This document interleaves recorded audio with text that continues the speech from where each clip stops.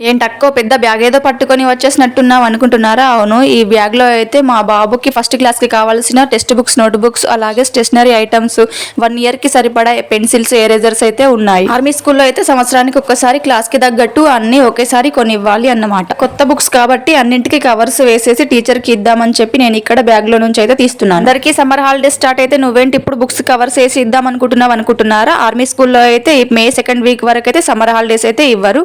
ఇప్పుడు ఏంటంటే next year కి కావాల్సిన సిలబస్ ఒక 1 month అయితే చెప్తారు. అంటే ఇక్కడైతే ఇప్పుడప్పుడే ఎండలేం స్టార్ట్ అవ్వలేదు, ఇప్పుడైతే ఫుల్ గా వర్షాలు పడతాయన్నమాట. కొత్త బుక్స్ కి స్మెల్ చూడటం ఎంతమందికి అలవాటు. మా స్కూల్ లైఫ్ లో అయితే టెక్స్ట్ బుక్స్ కొత్తవి ఇచ్చారంటే చాలు మాకు 2-3 days బుక్స్ తీసినప్పుడల్లా ఈ స్మెల్ చూడటానికి సరిపోయేది. అప్పట్లో టెక్స్ట్ బుక్స్ కి వచ్చే మంచి స్మెల్ అయితే ఇప్పుడు రావట్లేదు.